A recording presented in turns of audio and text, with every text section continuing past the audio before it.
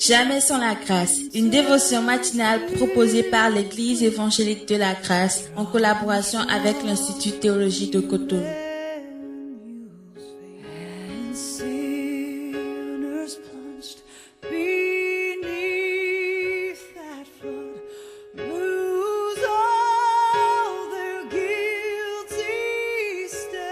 Bonjour chers amis, une nouvelle journée, encore une nouvelle provision. Bienvenue dans la dévotion du jour qui nous amène ce matin dans 1 Corinthiens chapitre 2, le verset 9, que je me fais le plaisir de vous lire. Mais comme il est écrit, ce sont des choses que l'œil n'a point vues, que l'oreille n'a point entendues et qui ne sont point montées au cœur de l'homme. Des choses que Dieu a préparées pour ceux qui l'aiment.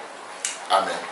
Je pensais un peu à ce verset, à ce passage ce matin, et juste j'avais à cœur de partager un extrait avec nous, extraordinaire de voir. Tous on a une fois entendu, d'une manière ou d'une autre, que Dieu a un plan pour notre vie, Dieu a un appel sur notre vie, et à force même d'entendre ces choses, ça devient juste un slogan ou une devise chrétienne. Mais vous savez, ce matin j'ai trouvé ce verset rempli de substance. En ce sens que, effectivement, Dieu a un appel sur notre vie. Il a préparé le surnaturel pour chacun de ses enfants. Mais à une condition, une chose, une seule condition, qui nous amène à posséder, à rentrer dans ce qu'il a préparé pour nous, c'est d'avoir une pensée renouvelée. Avec quelle pensée affrontons-nous cette journée? Juste comme si de rien n'était, juste comme si aujourd'hui est le prolongement d'hier?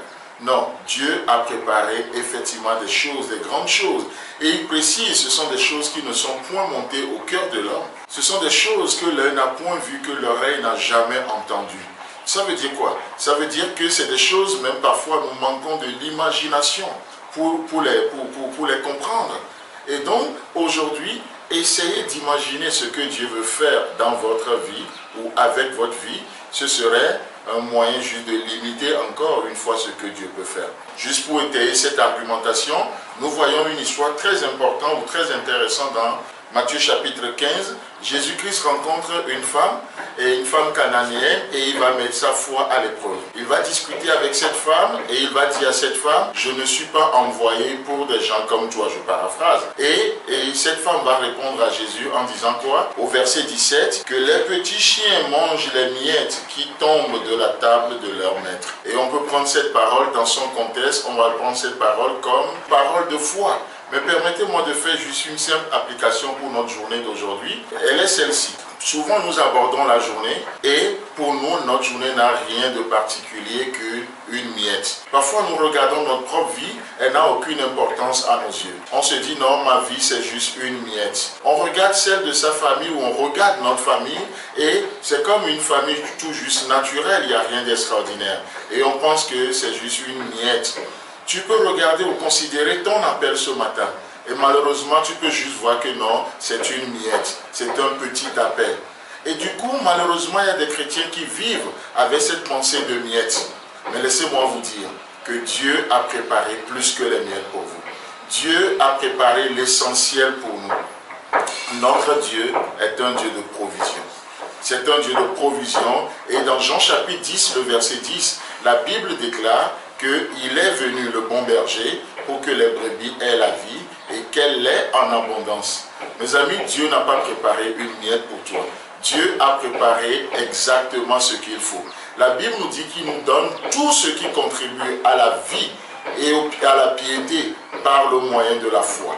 Il a l'essentiel pour nous. Donc arrêtons de vivre avec des pensées de miettes. Arrêtons de vivre avec des détails et regardons plus grand.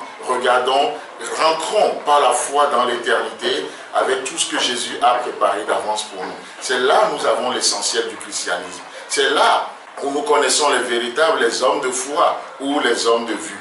Ce que l'œil n'a point vu, ce que l'oreille n'a point entendu. Ce qui n'est jamais monté dans le cœur de l'homme, c'est ce que Dieu a pour toi. Pense à ta famille ce matin. Ce n'est pas une miette. Pense à cette journée que Dieu te donne. C'est une journée déterminante pour vivre l'essentiel, pour vivre quelque chose de grand, de glorieux avec Dieu. Ce n'est pas une journée de miettes. Si tu penses que ta journée est une journée de miettes, je comprends pourquoi on a de la peine à racheter le temps. Nous perdons le temps. Comme on le dit dans nos contextes africains, tuons le temps. Parce qu'on pense que le temps, c'est juste de miettes. Mais le temps est important pour que Dieu puisse faire son œuvre. Ton travail n'est pas une miette, c'est l'essentiel, c'est ce dont tu as besoin ou Dieu a besoin pour faire une œuvre dans ta vie. Alors, chers amis, chers auditeurs, que Dieu vous bénisse et vivez grand avec notre Seigneur. Amen.